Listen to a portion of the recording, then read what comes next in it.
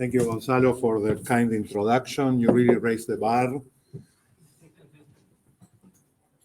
cannot place, I will place it. So let me put a timer because I don't want to hold you too long. Thank you for the introduction. Thank you for the invitation. Thank you for being here.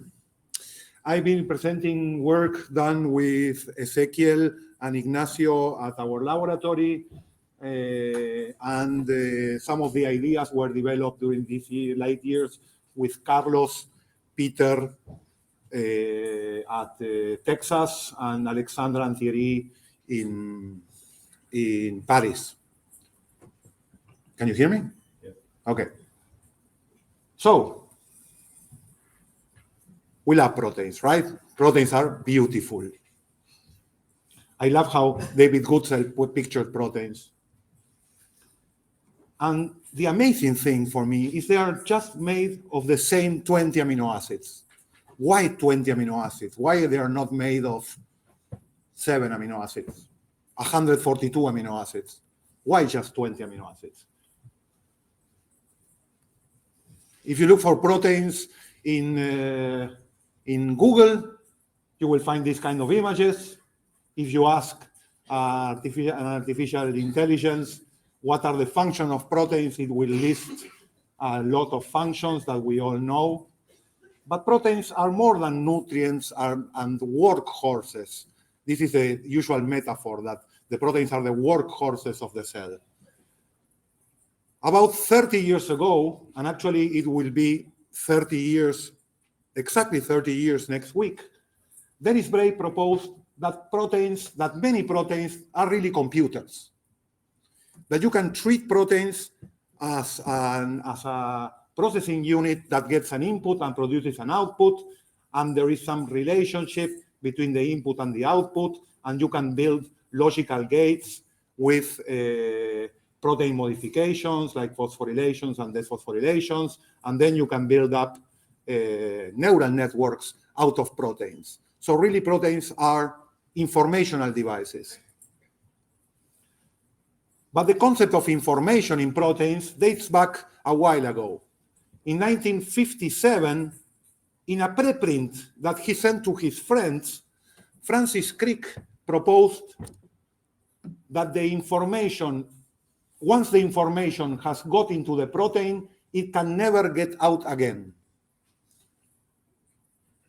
So he says that the information somehow goes from DNA to RNA, and eventually from RNA to RNA, DNA to DNA, or RNA to DNA, and DNA to protein, and RNA to protein, but never, and he actually, this is his typewriting, he underscored the never, from protein to protein, or from protein to RNA, and from protein to DNA.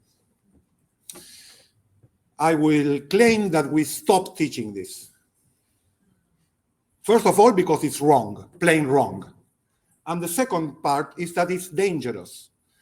This has led to a genetic determinism, like a genocentric point of view, in which now we have in the general public, people are looking for, say, oh, why do Argentinians play such a good soccer? Right? Oh, they must be in the DNA. Let's sequence Messi genome. And we find the SNPs and, come on, it's not there. It's not about the information going that way.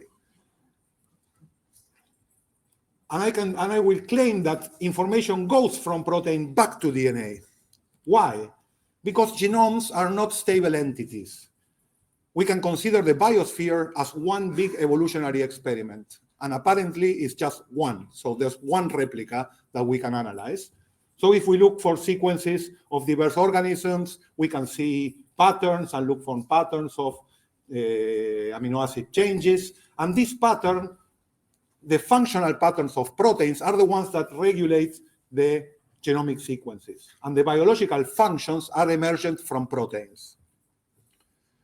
So I will claim that the information flow in proteins is circular.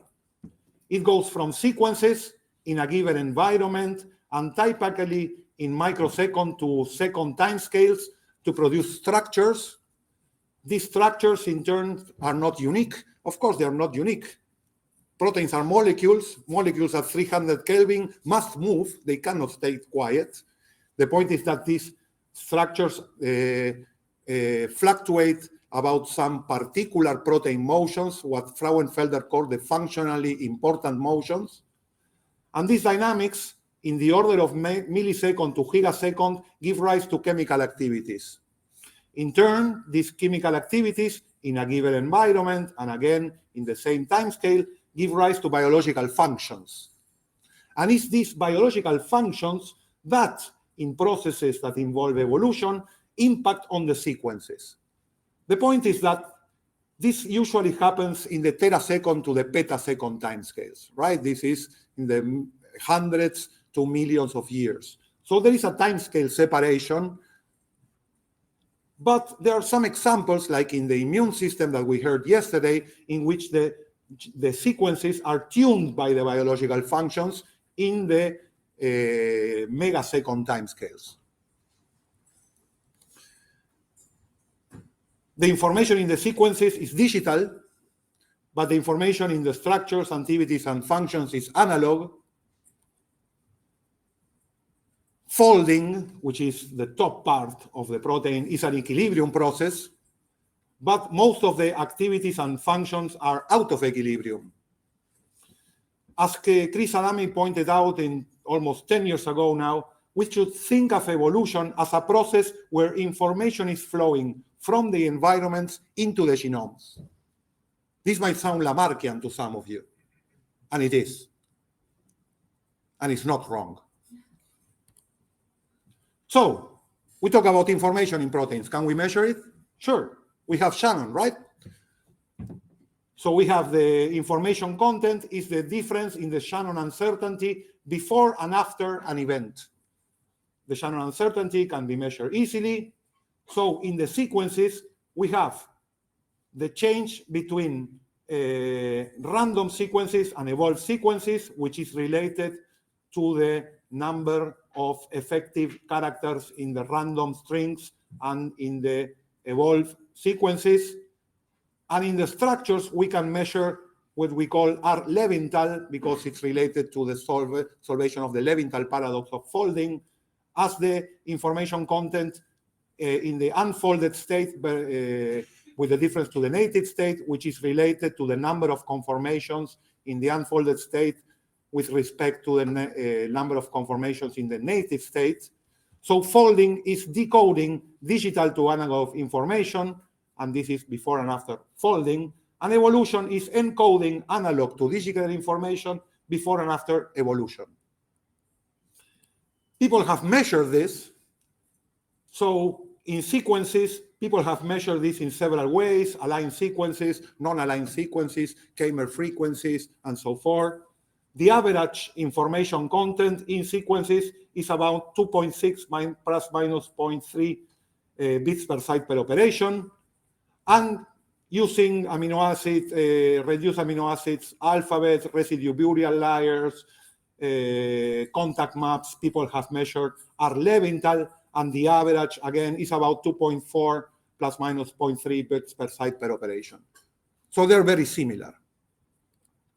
So we can conclude that, on average, sequences contain just enough information to code for folding.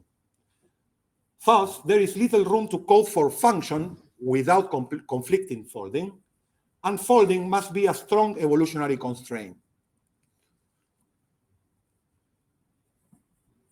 Okay, folding must be a strong evolutionary constraint. Yes, sure. This is why we can predict structure from sequence. As of today, this learning is done from extant data. We haven't done this from first principles, but it should be possible to do it from first principles, right? So we ask the question, can we infer the folding dynamics from the evolutionary data, assuming that the only evolutionary constraint is folding? Well, we propose a general scheme to map the evolutionary energy to a folding model. We get an MSA, we get MSA observables like the single site frequencies and all the pair frequencies. We postulate that the probability of observing a sequences is a Boltzmann distribution of some energy. Applying the maximum entropy principle, this energy should be made of local fields that tell you the propensity of each amino acid at each position and the couplings between the pair positions, all pair positions, right? You can learn these parameters by a Boltzmann learning. There are many ways of doing this inversion. We do it with a Boltzmann machine. There is nothing fancy about this. You get the natural frequencies, you guess parameters, you run a Monte Carlo on these parameters to get some sequences, which you can measure the model frequencies, compare to the natural frequencies, adjust the parameters, and you hopefully reach a self-consistent optimization. So you get an energy field for any sequence. So then we got any sequence, and then we propose to split it up in foldons, in folding units. So this will be one foldon, this will be another foldon, and so forth. For each of the, for one particular sequence, we have the JIJs and the H's, which we learned from the Potts model. We project that into the Ising model, which is this coarse graining. So if an element is folded, you have an internal energy. If an element is unfolded, it contributes to an entropy. And if two elements are folded, you have a surface energy of interaction. So basically, we are mapping a Potts-like model to an Ising-like model over proposed foldons. So let me show you an example. This is the case of DHFR. DHFR has 8 units, 8 foldons that we call. This is the thermal denaturation curve of the whole protein and of each of the individual units. We can compute the free energy profile. So at very high temperature, the number of folded elements is low. And as you lower the temperature, there is an energy barrier that gets you from 0 to 5 folded elements. These 5 folded elements are number 1, 2, 3, 5, and 6, colored here. Then you have the folding of element number 7 and 8. And then you have the folding of number 4, right? So we can compute from the sequence information how is the folding dynamics of this particular case. This is qualitatively comparable to HD exchange experiments and with detailed atomistic molecular dynamics. We can analyze then the folding of hundreds of sequences of different families. Say, for example, this family. Each of these points is one sequence, and this space is the heterogeneity of the energy of the elements, and this is the interaction energy of the elements, the average interaction energy of the elements. So for the ACBP family, we see there is a big spread of in this space, and this is related to the cooperativity. You see, in color, we have the cooperativity of the transitions. So these proteins, this protein of this family is very cooperative. This protein of this family is not that cooperative. You see, the impression is that some families, you can tune the cooperativity by tuning the sequence, but some families, no matter what you do to the sequences, the cooperativity stays the same. This is related to the folding topology. Usually these are alpha proteins, these are alpha beta or beta proteins, and I don't go into detail, but this was predicted by energy landscape theory and with Go models and other biophysical methods. This is all the families together. You see there is a smooth change in cooperativity in this interaction in energetic space. So we can predict the change in cooperativity for every mutant at every position in, say, one DHFR or one ACBP. Then you can compute also the change in the folding temperature for every sequence. So for any sequence, you can make mutations, every possible mutation, and you have every possible change in the thermal folding transition. So this cooperativity and the thermal folding transition are related to this evolutionary energy. Unfortunately, there's not any high throughput experiment to compare yet. We don't have experimental data on any protein for which a deep mutational scan of the folding temperature or all the cooperativity transitions is made. So we are in a problem, right? Computers give you answers. 42. Okay. We need to compare two experiments. This is a message that I've been told, please to tell to graduate students, particularly, always compare two experiments. Please, always compare two experiments. There are some experiments we can compare with because people have measured the thermal denaturation of some of these proteins. So we can compute, we can see the thermal denaturation, experimental thermal denaturation in the x-axis, and the predicted thermal denaturation change for mutants on the y-axis. And this is what we found. It's good, it's bad. You can see the R squares there. Probably you guys on the back cannot see them, but this is 0.6, 0.4, 0.7. Oh, very good. 0. Whoa, that's a problem. You see here, most of the changes are stabilizing. Here they are destabilizing, but here is stabilizing. These guys mutated the active residues of RNase H, and they stabilize the protein. We cannot capture this with this model because we are assuming that the only constraint on the evolution is folding. So we capture some of the aspects, but not all of the aspects. Of course, proteins are functional. Activity requirements may conflict with folding. So we have tools to investigate the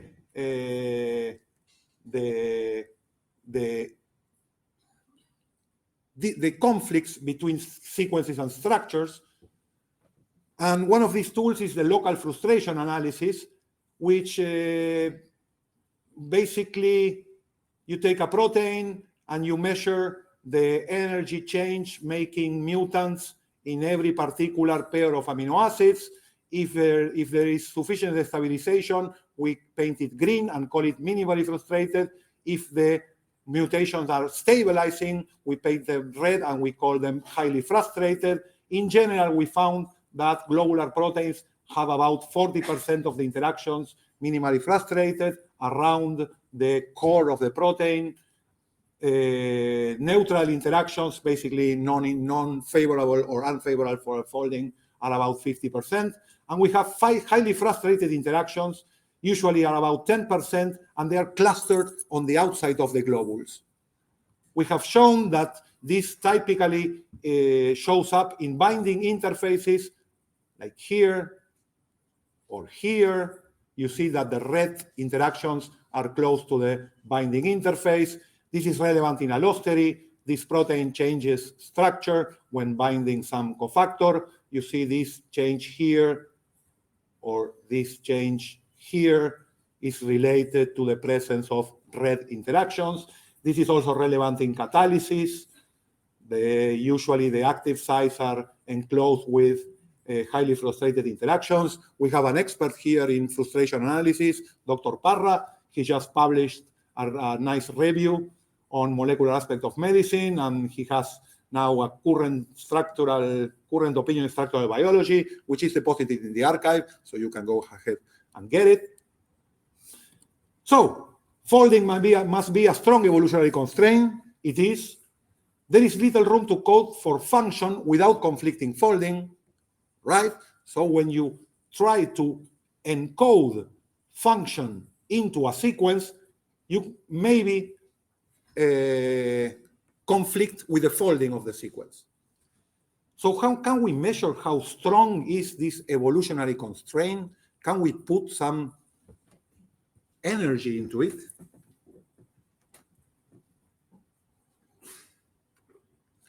We propose that we can compare the folding landscape in green to the evolutionary landscape in violet, and we can say that the evolutionary energy has some term of the folding energy which is related to the selection temperature of the folding transition and whatever functions are coded in the sequence related to the selection temperature of the functions.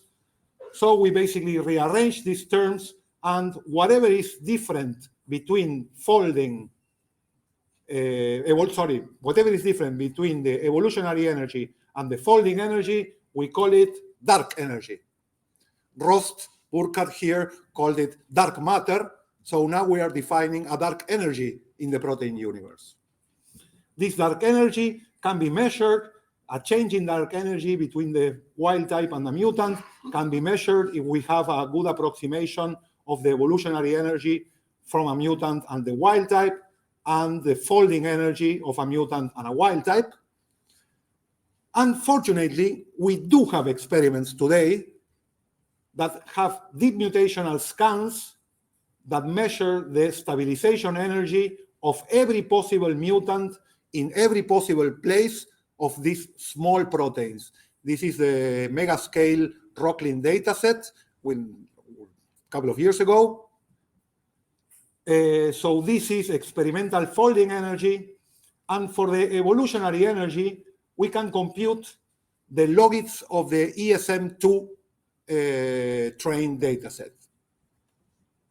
It's one approximation. People have shown that this evolutionary energy is comparable to the DCA evolutionary energy. So this is the folding selection temperature. We can explain things that are close to the diagonal are things that are deleterious because they are destabilizing folding. But look at these guys here. These guys here that have a high dark energy, these guys here are deleterious, but they are not destabilizing. Actually, they may be stabilizing.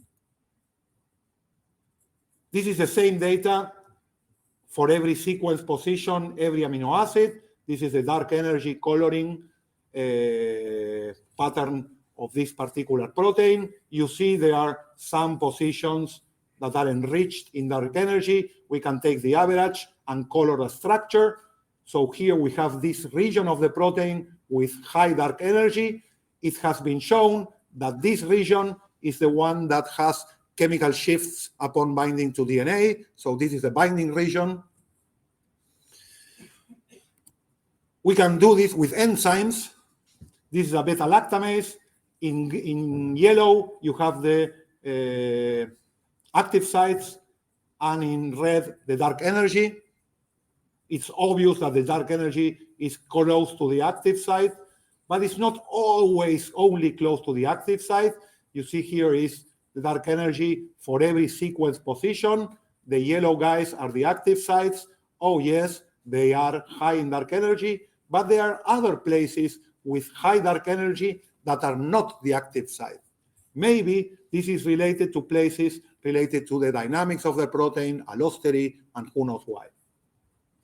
We run this over a data set of 700 enzymes.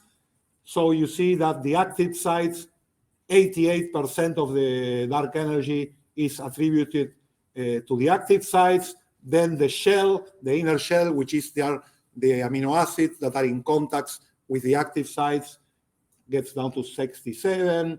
The secondary shell, 62, and the outer shells, 39. So there is a decrease in dark energy from the active sites to the rest of the globules. When there is a function that you can measure, say, for example, this is Barnase and Barstar interacting, you see that the dark energy is clearly over the interacting region.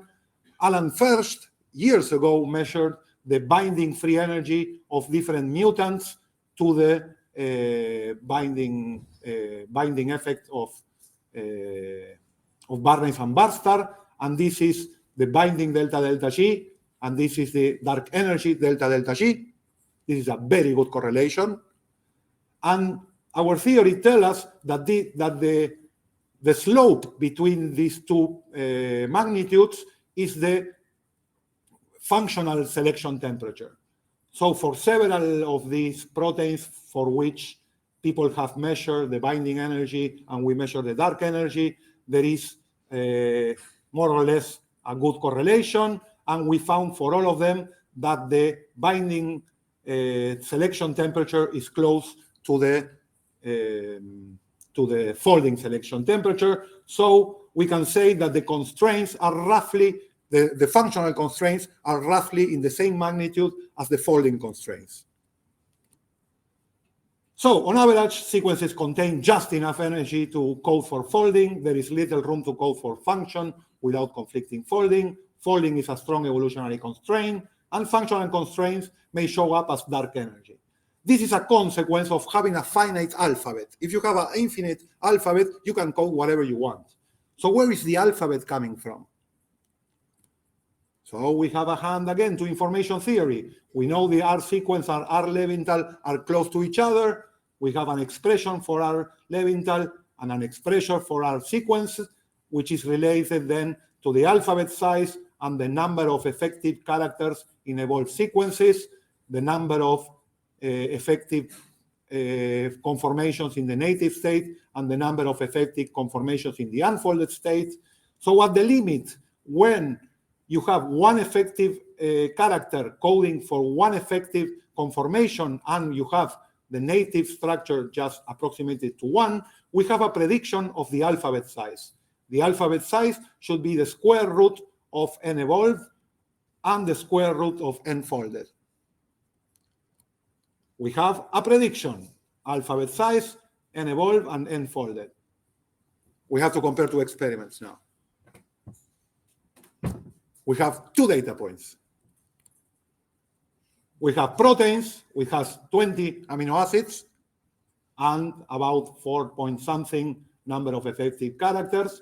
And we have RNA. They are foldable RNAs, and people have measured, we have measured, the number of evolved characters in RNA, in foldable RNA molecules, and it's just there, 2-point-something. And then we can compute n unfolded. N unfolded for proteins is here, and for RNA is there. So we claim that the biopolymer chemistry, which is the one that dictates the n unfolded, the number of conformations in the unfolded state, is the one that constrains the alphabet size and the number of effective characters in evolved sequences. And this should be universal for any biopolymer. That's a strong claim, right? Because the universe is big. I love this representation that Carlos Burdassi made. This is a heliocentric representation of the visible universe. We have the sun, and the radial scale is logarithmic. We have the sun, the solar system, outer bodies of the solar system, the Milky Way, the cluster of galaxies around the Milky Way, the clusters of clusters, and the whatever. I'm not a cosmologist, but their structure here until we reach the unknown, the invisible part of the universe. There are about 10 to the 11 stars in the Milky Way, and there are about 10 to the 11 galaxies in the universe, and there are about 10 planets per star. So there is about a mole of planets in the universe. That's a big number, right? I just drank 1 mole of water. So the universe is really, really big, and we are really, really small.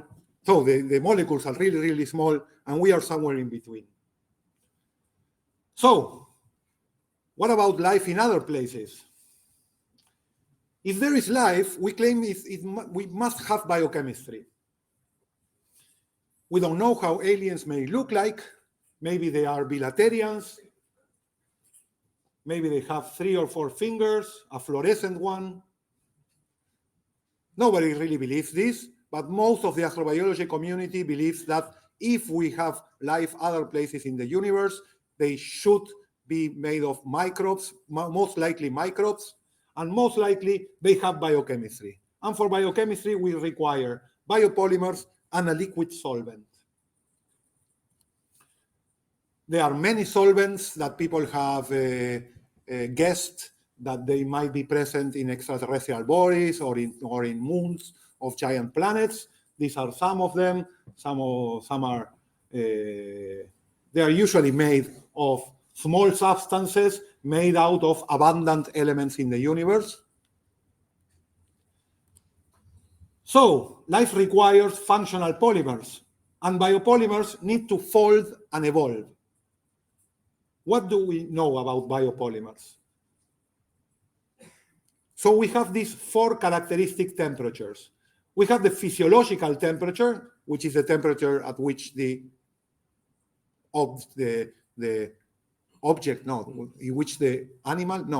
which the thing lives, which has to be lower than the folding temperature, right? Because we need to be folded in order to be functional. This is needed for function.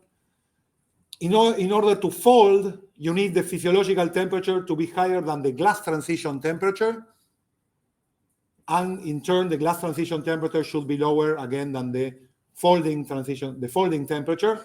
And for evolution, you need that the selection temperature be lower than the glass transition temperature. We have very nice relationships from energy landscape theory, from the last century already, a very clear equation relating folding temperature to glass transition temperature to selection temperature. And we have from molecular information theory that the selection temperature ratio to the folding temperature is bounded by logarithm 2. So there is a compromise between foldability. The TF over TG ratio talks about the funneling of the energy landscape. So this is foldability. And the TG to the T cell ratio is the evolvability. And this is the relationship we get. Energy landscape theory dictates that this should be higher than 1 to be foldable, and this should be higher than 1 to be evolvable. And information theory tells us that this should be higher than 1 point something to be codable, and 1 point, again, something to be codable. So in this regime is where we can find objects that are codable and foldable. And you see there is a compromise between foldability and evolvability. As you make the folding more funneled and you make more foldable the sequences, the chance of finding by evolutionary process, the chance of finding foldable sequences decreases. And this should be true and is independent of the solvent and in the biopolymer. So, again, look at experiments. What do we have on Earth? In Earth, we have water. Basically, that's the solvent of living things in water. Water is stable liquid between 373 and 273 Kelvin. It can be superheated up to 553. It can be super cool to 231. There is a glass transition at 136, but there is a dynamic transition at 220. For terrestrial biopolymers, there is a lower limit for TF at 284. There is an upper limit for the T cell at 197. And these are experimental data points for DNA, RNA, and proteins that people characterize the glass transition of these polymers. You see that the glass transition of these polymers roughly correlates with the dynamical transition of the solvent. So the glass transition of the biopolymer coincides with the dynamic transition of water. This is, again, known for many years. This has been proposed by Hans Frauenfelder again. There is a slaving of the protein motions to the water dynamics. We can use these relationships then to evaluate the foldability, TF over TG ratio, for every temperature for many different solvents. Here we have water in black, hydrocarbons in green, other substances made of abundant elements in magenta, and some aromatic and general genetics in gray. And we say that the solvent has to be liquid, so we know the freezing point and the boiling point. So this is the liquid regime of the solvent. And this is the limits set by information theory and by energy landscape theory. So this solvent is a very bad solvent because it has a regime, a very small part of the regime, which is compatible with biopolymers. But this solvent, for example, is a very good solvent because it's compatible with biopolymers in all the range in which it is liquid. And here is water. We can measure the efficiency of conversion of folding free energy to information. And again, we have very different ranges for solvents, and we can measure the Tg over T cell ratio for different solvents. So some of them look good, some of them look bad. We propose a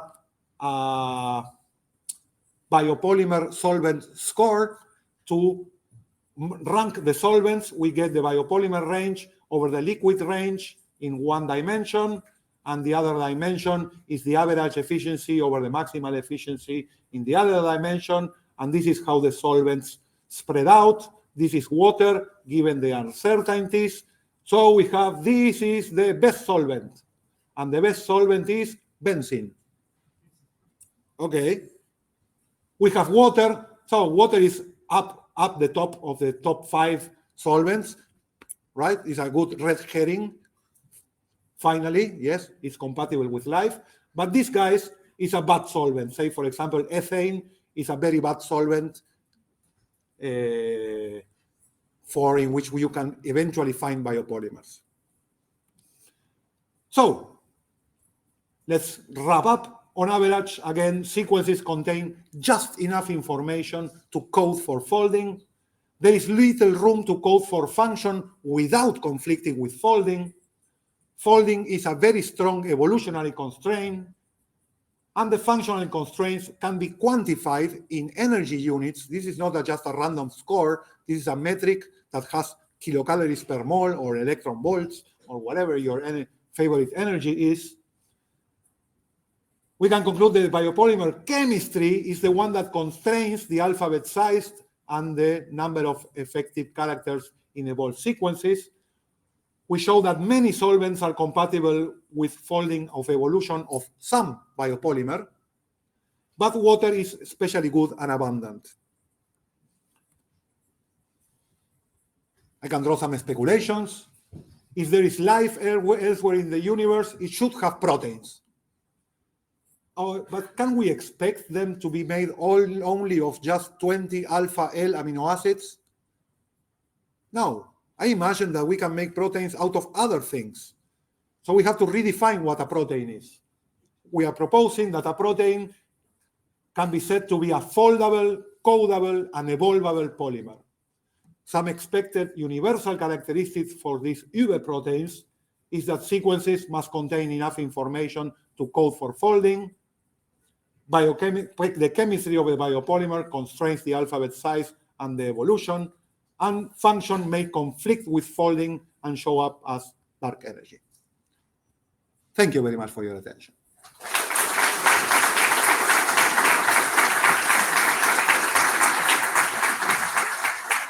Sorry, I got one more slide. We are having terrible times for science in Argentina. Terrible. The funding has been cut down to effectively zero. Our salaries have been reduced by 35%. There's no more call for grants or anything. So please, the young people are fleeing away from Argentina. So please help us. At least knowing that this is happening, spreading the word. And if you have some Argentinian collaborator or you can build up some network of something, please do help us.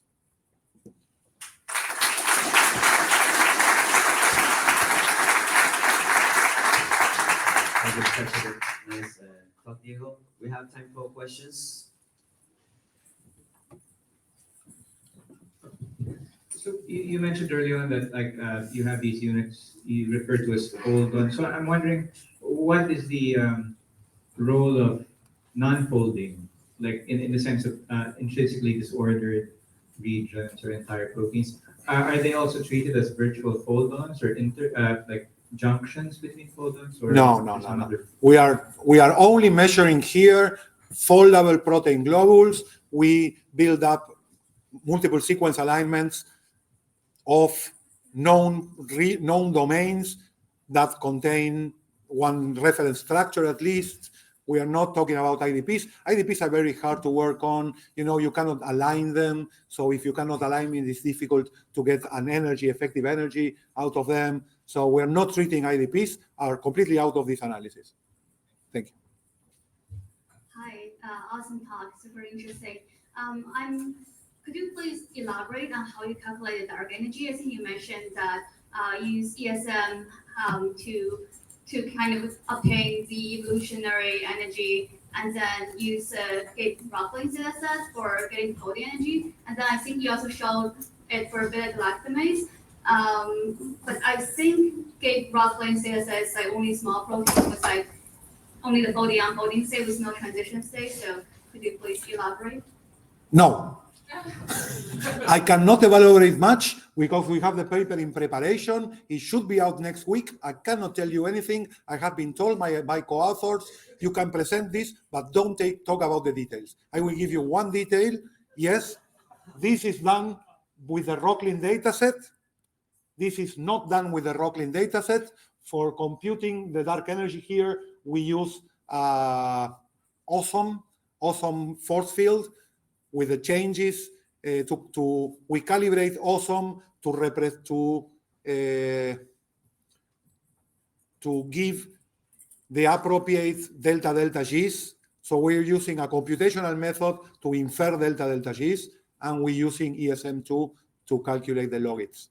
But I cannot elaborate much, but it will be hopefully next week on the archive. Drop me an email and I can send you the details. We thank you again for nice talk. Thank you very much.